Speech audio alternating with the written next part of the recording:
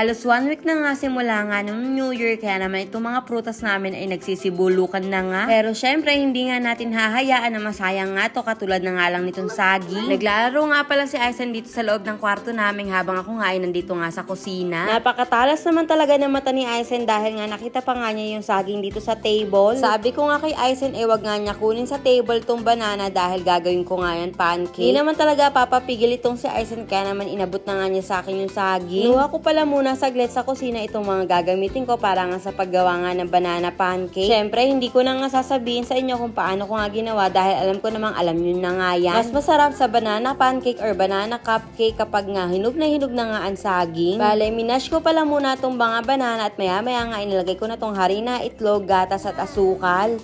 At nilagyan ko rin pala yan ng baking powder para naman umalsa. Nung nakagawa na nga tayo ng pancake mixture, ay binuksan ko na nga yung kalang para naman magpainit nga ng kawali. Kung mainit na nga ang kawali, sinimulan ko na nga magluto ng maliliit na pancake para nga kay Aisen. At habang nagluluto nga ako, ito nga si Aisen, naglalaro nga dito sa mga sinampay ko. Hindi pa nga ako tapos magluto ng mga pancake, kumuha na nga si Aisen doon sa mga niluluto ko. Favorite din kasi ni Aisen ang saging, kaya naman kapag may saging at papaya nga, yun lamang ang kinakain niya. Nagkulitan nga muna kami ni Aisen habang nagluluto nga ako. You want more pa? More pancake? Banana pancake? Yes? Banana pancake? Yes? You want more? Okay. So, ayun nga, nag-request pa nga si Aisen ng more banana pancake, kaya naman binigay ko na nga yung isang plato sa kanya. Yes?